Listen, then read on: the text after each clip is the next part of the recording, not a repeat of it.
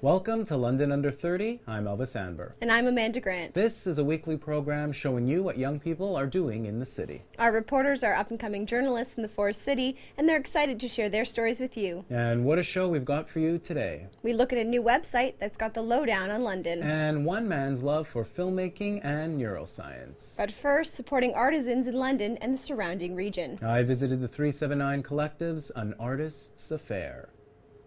So we're here at the Convergence Center at the University of Western Ontario for an artist's affair, showcasing the work of local artisans. So I'm here with Savannah Sewell, co-founder of the 379 Collective. Savannah, tell us what today is all about. Sure. Well, an artist affair is all local vendors, all local businesses. We're at the Convergence Center, so anybody who does a local business could apply for a table, and we're obviously here to showcase some of the gems and the talent that's in London, and we've had a great response so far. Why is it important to keep it local? My goodness. Well, it's important to keep it local because you need to support your local business and understand what's going on in your community. I think it's really important to have a sense of community and understand what's going on outside of the mall. So I'm here with Lois Ward of Good Lines Decor. Lois, tell us what you've got here. These pillows look quite comfortable. These are secondhand fabric that I've re-dyed with vegetable dyes, and then I piece them together to make pillow covers. And I also stuff them with polyester from recycled pop bottles. Oh, well, thank you very much for speaking to us, Lois. Welcome. Thanks, Elvis. Take care. So I'm here with Morgan from Scissor Kitty. Morgan, why don't you tell us where you're from? I'm from St. Thomas. St. Thomas. And why don't you tell us what you've got here today? I'm here kind of showcasing my color line. I use 100% vegan organic hair color. And so I'm showcasing that. I'm selling some hair jewelry, and I'm also fundraising for the weekend to end women's cancers. So these products are vegan. Does that mean I could eat them? You probably could. I don't guarantee the taste, but they're safe for moms, mom-to-be, people with allergies or sensitivities. So don't eat the hair product. Good. Okay, so why don't we get into the specifics here. What are some of this stuff? And you were showing me some stuff over there, too. Oh, okay. So right here, I'm doing some retro hairdos today. I really specialize in vintage hairdos, so I've got my beehives kind of thing, and I'm doing victory rolls and all that. You'll see some girls around with big hair. So vintage hairstyling, what got you interested in that? Just big hair is sexy hair. You can't go wrong, you know, and it was glamorous, and women weren't afraid to look hot and get the job done. Wow, big hair is sexy. Big hair is sexy. Good. So I'm here with Kara of Every Baby Wears. Kara, why don't you tell us what you've got here today? We have an interchangeable hat and headband system. All of our flowers snap onto it. We do silk and crochet. We also have coordinating baby blankets and bibs, soother clips, and hair clips. So this is all baby wear right here? Right. Oh, very good. And who do we have over here? We have Daniela. Hello, Daniela. My partner, Melissa. Hi, Melissa. How are you, Daniela? Oh, she just looks aghast right now. She does not want to talk on camera. Very good. And so what is Daniela wearing right now?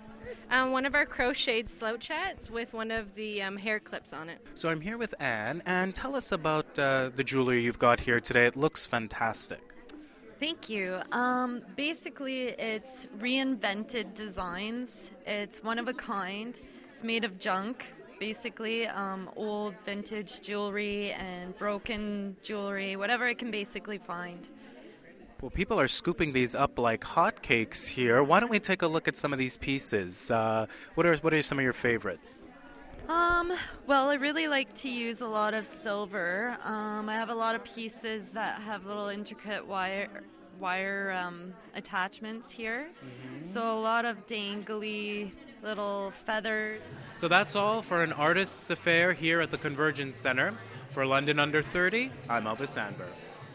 It looks like you had a good time over there. Oh, I certainly did, and it was great to see all that local talent on display. Lots of energy in the room. Well, in our next story, we look at one student group directing its energy towards ending genocide in Darfur. Matt Lowe caught up with the folks at Stand Western.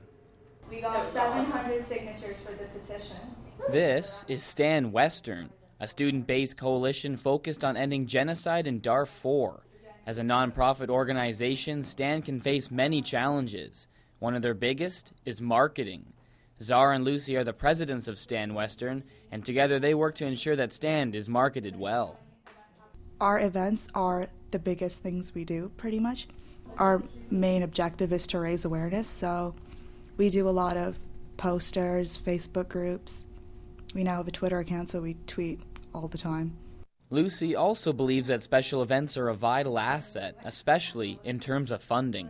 Every year we do a Dunks for Darfur, which is a basketball tournament. You pretty much just get together with your friends, make a basketball team. Each player donates a certain amount of money, and then we run this tournament for the day. And it's a lot of fun, and it's a great way to get involved, get aware, and raise funds for the year. Even off campus, Stand Western is promoted by other advocacies. Outside the university, we have a lot of graduate students and postdoc students who are working, who are more experienced with conflict resolution. Will Maneri added that outside help has been crucial in making Stand successful. We have a lot of involvement with the high schools, especially here locally in London, but also members of parliament, often people who are from the region originally, who have immigrated here to Canada and still hold that kind of passion for seeing some real change enacted there. Will added that Stand is marketed on impact and less on finance. Sometimes money doesn't necessarily make an organization successful. The way that we define success is ultimately in terms of how the situation changes in Darfur and Sudan. It's not through any gain for ourselves. Those kind of things are all intangible and very secondary. It's all through what we can really provide to these people who need it most. Getting involved with Stand is as easy as following them on Twitter, joining their Facebook group, or going out to one of their many events. Reporting for London Under 30, I'm Matt Lowe. Coming up next, burning the freshman 15. We're back after this. Welcome back to London Under 30. Amanda, did you put on some weight during your freshman year? Yeah, I would say that I did. Oh yeah, so you put on the freshman 15. Well, I would say that the late night snack bar really went to my hips. It was probably more like the freshman 40. Oh my goodness. Yeah. Well, our reporter Noel Scott finds out why freshmen put on the pounds and how they can lose the weight. It's a common myth for many first-year college students, as well as a harsh reality for others. I'm talking about the freshman 15. The theory behind the myth is that moving away to college and the lack of physical activity leads to gaining 15 pounds, hence the freshman 15. We hit the halls of Fanshawe to find out if college students actually believe in the myth or if it is actually reality. Do you believe in the freshman 15? 100%. Not myself. I don't gain any weight ever. But one of my roommates, he actually gained 75 pounds in the first year. So that's true. I didn't at first, but then last year I realized that, like, at the end of the year, I was like, oh, geez, I gained like 20 pounds over the course of my first year. So I do now. I do, actually. And why is that? Because I gained 15 pounds when I came to Fanshawe. It's freshman 15. What is that? Freshman 15 is where you gain 15 pounds your first year of college. Maybe. Yes, I do. And why? Because I went through it. Food seems to be the main factor behind the myth, so I caught up with Jude Moxham, a lifestyle coach and nutrition expert, to talk to us about what to eat and what not to eat while you're away at college. So when it comes to the freshman 15, how much does the food that we actually put into our bodies here at the college relate to that gaining of 15 pounds?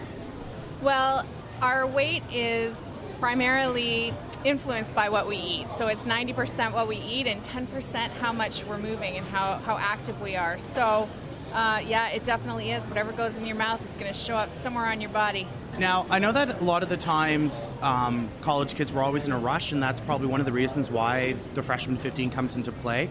So when it comes to proper eating habits, is that something that maybe should be planned?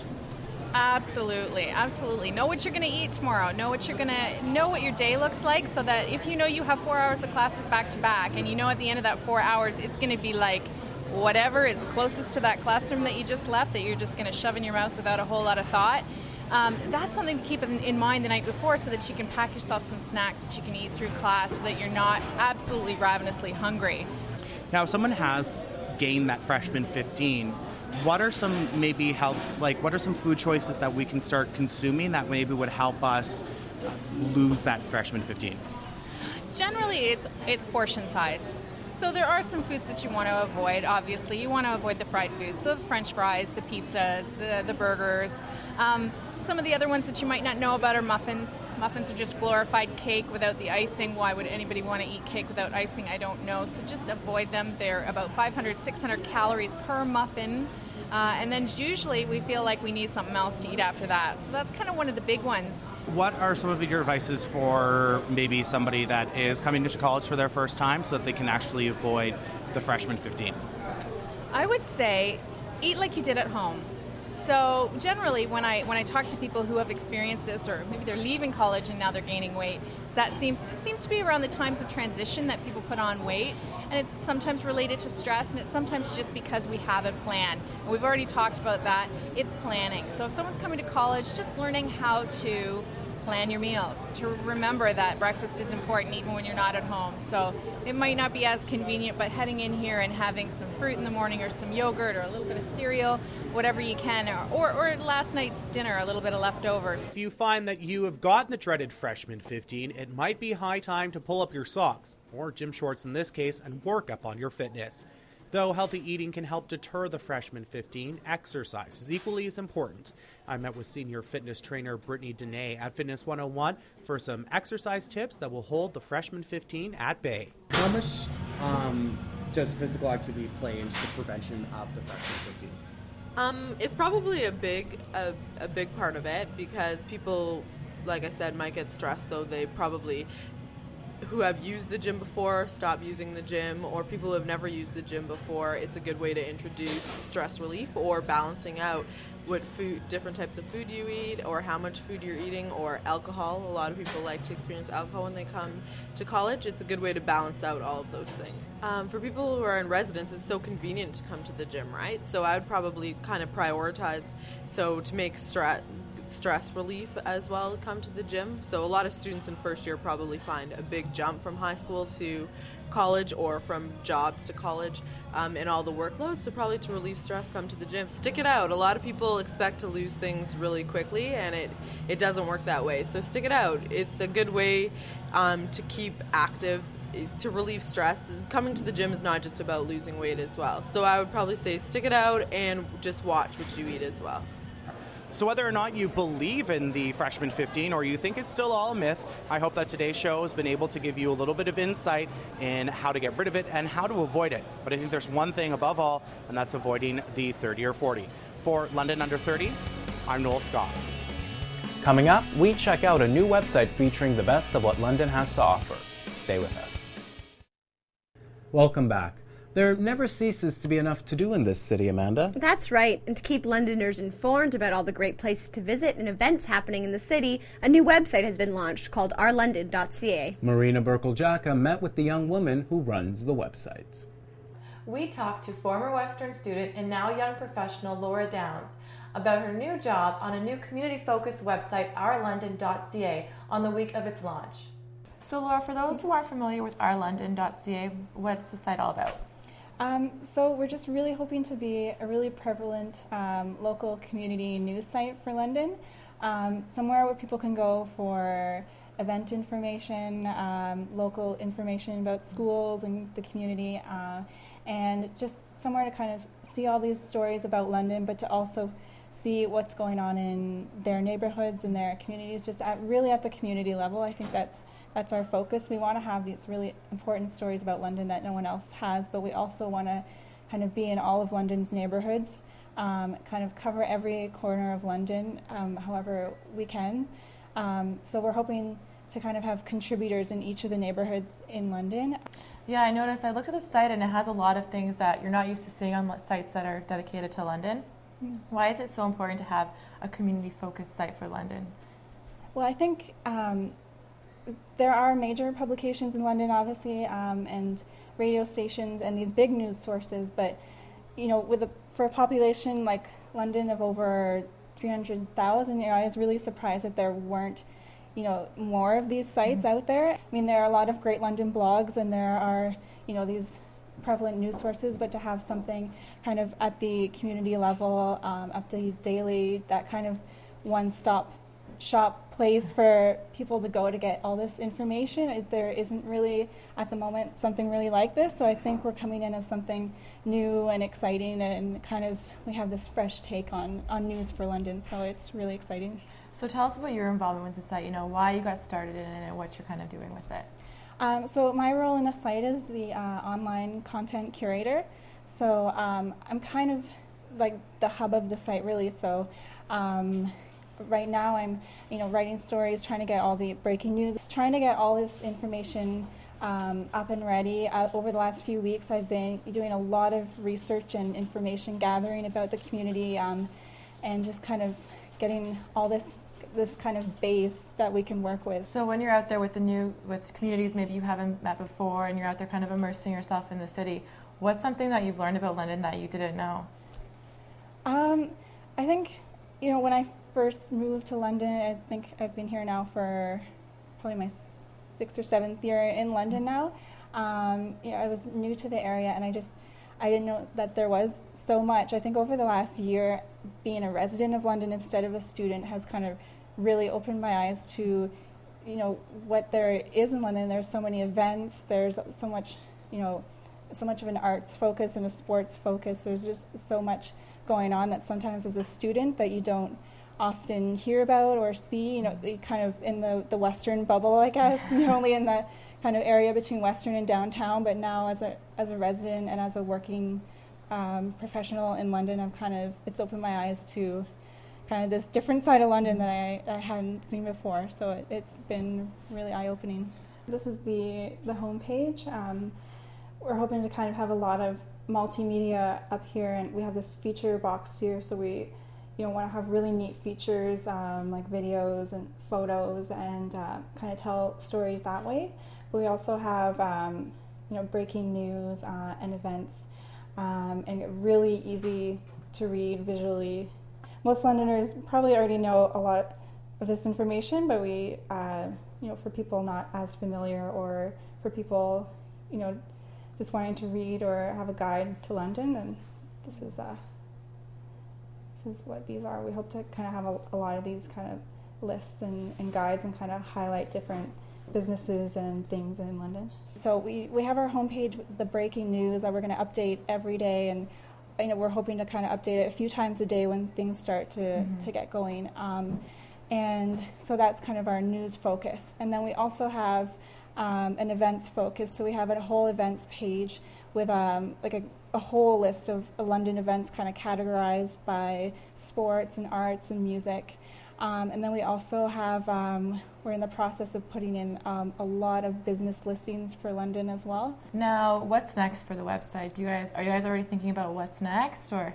Yeah, I think it's a constantly evolving and changing thing. So we just launched last week, so there's already been discussion. We've heard comments and feedback from people, which has been really great. So we've had over, I think, 1,000 views so far in the last week, which is pretty good, and our Twitter followers are up to 80 something now. So nice. I think over the last week, I think we're doing really well. We still need to have a lot of promotion to do, and we still need to get our name out there. But for just launching in a week and just kind of only promoting so far with social media, I think that we're on the right path, I think. Downs has been around the globe, but her love for London drew her back to the city, where she works on a team dedicated in creating a community-focused website. Check out www.ourlondon.ca. For London Under 30, I'm Marina Brklica. Coming up next, mixing neuroscience and filmmaking. We're back after this. Welcome back to London Under 30. In this story, we bridge the gap between filmmaking and neuroscience. Who knew the two had anything in common? Well, one student saw the potential to bring together his two passions. Brian Moskowitz has more. We're here at the home of Josh Littman, a student at the University of Western Ontario and a local filmmaker. Welcome, Josh. Thank you. So, how did you first become interested in making films? Oh, I guess it originally started with acting. In grade 6, I think it was my first play. It was Theseus in Midsummer Night's Dream. And I remember thinking at the time when I was acting this thing, Theseus isn't a very big role. But then people at the end, they said to me, "Josh, your performance was great.